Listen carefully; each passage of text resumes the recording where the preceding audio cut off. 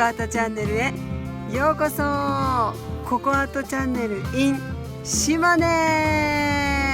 コレクターさんの白寿のお祝いの会が昨日終了して、すぐに帰るのはもったいないので島根に 2,3 日滞在中です。明日ぐらいにはアトリエに帰ろうかなと思ってるんですけれども、アップロードはいつになってるかはわからないんですけれども、この動画を撮影しているまさにこの瞬間、私大阪の帝国ホテルで個展中です。本当に人形作りでもいろいろバタバタと試行錯誤をしておりますし、今回島根に来たのは昔から応援していただいているコレクターさんの白寿のお祝いのつもりで島根には来たんですけれども、思いのほかリフレッシュになっています。ということでヒルゼンのパーキングエリアとかいろいろな動画をお届けしてきたんですけれども、さっきずっと車を走らせて移動中にすごい景色が良くてすごい空気の美味しそうなそんな河川敷を見つけたので、急遽道の駅で車を置いて、本当に今この土手の上に道の駅があるんですけれども、ここから見えるかな、あの屋根なんですけれども、あの屋根が道の駅なんですよ。そしてあの道の駅を発見して、この辺の風景を見た時に島根県の月山が見えるし、すごい撮影スポットだなと思ったので急遽撮影してます。もう本当に5月はちょっと心に元気がなかったりとか、ちょっとモヤモヤしてくるそんな時期でもあると思うんですけれども、今日はちょっと皆さんにモチベーションアップの動画というか、ちょっと哲学とか心理学とかそういう面のサイトをいろいろ探してたら、ちょっと心にぽっかり穴が開いたりとか、ちょっと心が元気がない皆さんにモチベーションアップになりそうなサイトを何個か見つけたので、せっかくなのでこの道の駅でいくつか本当に撮影スポットがたくさんあるので、アップロードはちょっと分かれると思うんですけれども、いろんなところで動画を撮影したいと思います。よかったら最後までご覧ください。でも本当に空気が綺麗。本当に私大阪の都心に住んでるので、もう全然空気が違うんですよ。そして昨日の夜空を見上げたら、大阪では絶対見ることができない星の瞬きというか輝きというか、夜空が本当に全然違った。星が近いし輝きもすごいし、やっぱり違うんだなと思って、なんか違う国に来たみたい、そんな感じ。本当にリフレッシュになりました。先ほども言ったように目的は本当に昔お世話になったコレクターさんがもう年を重ねられて、なかなか大阪とか東京まで個展を見に来ることができないので、白寿のお祝いということで久しぶりに私の方から会いに来た、そんな感じなんですけれども、思いのほか本当にリフレッシュになったし、人形作りとかレリーフ作りの件で私もちょっと行き詰まっていたので、すごいアイデアの仕入れというか作品のヒントをたくさんいただきました。道の駅でも何か食べられるようにはなってたんですけれども、うちにはちょっと竜がいるので入れないということで、コンビニでちょっとこれとこれ買ってきました。パイの実って昔から皆さん知ってると思うんですけれどもね、私たち世代の人でも懐かしいですよね、パイの実。そのパイの実からいちごミルフィーユ味が出てたので思わず買ってしまいました。アトリエの休憩中にいろいろおやつを食べることは多々あるんですけれども、こうやって野外で食べると絶対に味が違うと思って買ってしまいました。そしてミルフィーユ味のパイの実のお供に、これもコンビニで買ったタピオカココナッツミルク。タピオカミルクティーは比較的有名なんですけれども、タピオカのココナッツミルクって書いてて、どんなのだろうと思って買いました。いただきます。開かない開かない開かない。開いた。すごい太い、やっぱりタピオカ用だから。いただきます。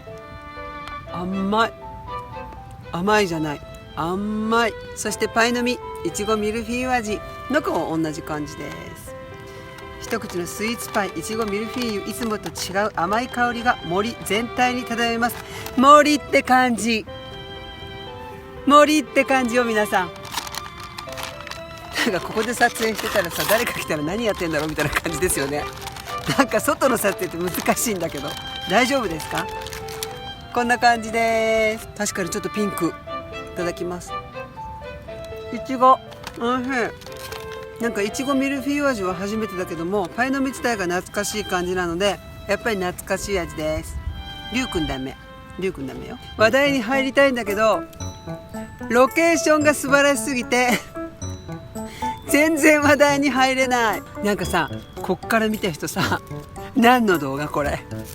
モチベーションアップってタイトルに書いてるけど、どういうことみたいに思われてるかもしれない。またちょっと前置きが長くなってしまいそうなので、ちょっと皆さんにモチベーションアップのサイトをご紹介したいと思います。今日皆さんにモチベーションアップにご紹介するサイトはエキサイトニュースという、もう有名なサイトですよね。ニュースのタイトルがコップを下に置くのを忘れないこと、心理学者が語るストレスを減らす秘訣というサイトなんですけれども、もちろんまた今日引用したサイトは下の説明欄に貼っておきます。すべてを読むわけではなくて抜粋してお伝えするので、全部読んでみたい、文章で読んでみたいという方はぜひ下の説明欄のリンクをクリックしてください。心理学者がストレスの管理の仕方の講義で語ったエピソードをご紹介します。心理学者が水の入ったコップを手に取り持ち上げました。受講者はてっきりもう半分しかない、あるいはまだ半分しかあると尋ねられると思っていたそうです。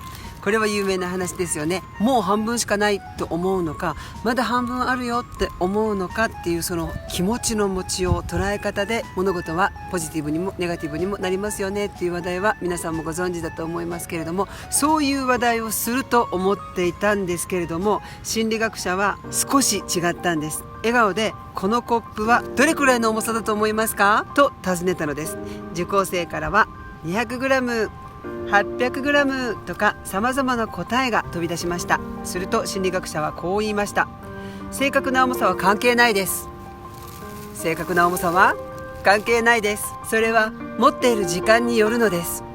例えば1分持っているだけなら問題にはなりません。ですが仮にこれを1時間持っていたとしたらどうでしょう。腕が痛くなるでしょう。さらに1日持ち続けたなら腕の感覚は麻痺してきます。この間水の重さが変わったわけでもありません。でも長く持てば持つほど重く感じるのです。人生におけるストレスや不安はこのコップに入った水に似ています。ちょっと考えたくらいでは何も起こりません。ですがそれについて長く考えるとそこに痛みを感じてきます。もし一日中考え続けていれば考えが麻痺したようになり、他のことは何もできなくなります。だからコップを下に置くことを忘れないでください。負担の大きさについては意識するものの、時間については軽視されがちです。仕事でも同じことが言えると思います。プライベートでも同じことが言えると思います。何に対しても同じことが言えると思います。休息や気分転換はいかに大切かということを語っています。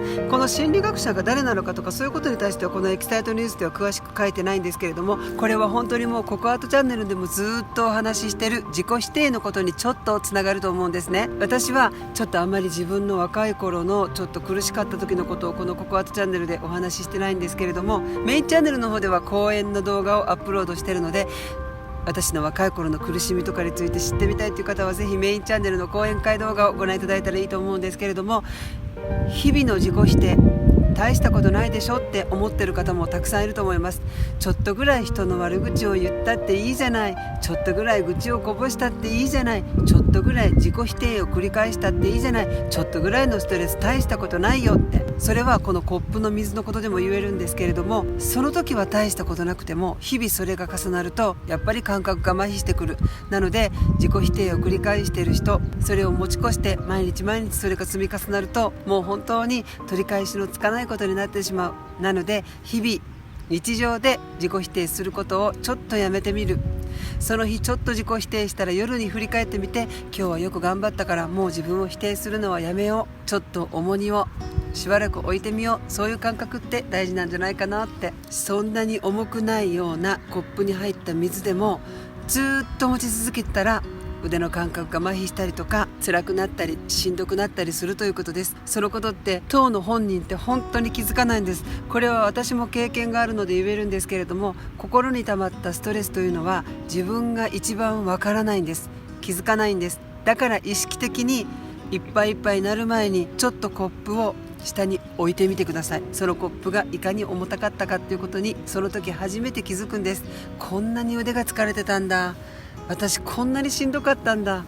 私こんなに生きづらかったんだってその時気づくんですよね。そして気づく前に体が壊れたりとか精神が壊れたりとか心が壊れてしまったらもう取り返しがつかないので、そうなる前に日々のストレスをちょっと下に置くことを忘れないでください。そういうサイトの記事だったので、本当に皆さんにこれは紹介したいなと思って前々から思ってたんですけれども、今日本当にそれにぴったりのロケーションに出会ったので、今日皆さんにこのサイトをシェアしました。いかがだったでしょうか。もしこのココアートチャンネルをご覧の方で、日々ちょっと疲れてる、人間関係疲れてる、仕事で疲れてるっていう方、あまり自分をいじめすぎないでください。その時は気づかなくても後で取り返しのつかないことになってしまいます。たまにはちょっと持ってるコップを下に置くことを忘れないでください。ここがポイントです。忘れないでほしいんです。忘れるんです。人間辛いことが続くと、それについ麻痺にして、ちょっとぐらいだから大丈夫よ。でもそのちょっとぐらいが長期間にわたったら、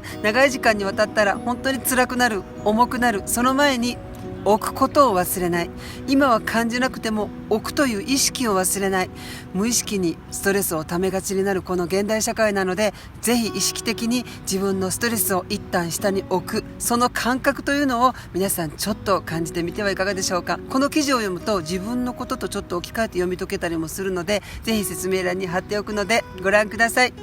日々のストレスをちょっと下に置いて、ストレス解消して気分転換してモチベーションアップにしていきましょう。ちょっと5月は心がしんどくなったりとかモヤモヤしてくる時期です。ぜひ自分のストレスにも敏感になって、たまには重荷を下に置いてみてください。ということで、島根県の素晴らしいロケーションからちょっと皆さんにモチベーションアップのサイトをご紹介しました。いかがだったでしょうか。今日も最後までご覧いただいてありがとうございました。それではまた。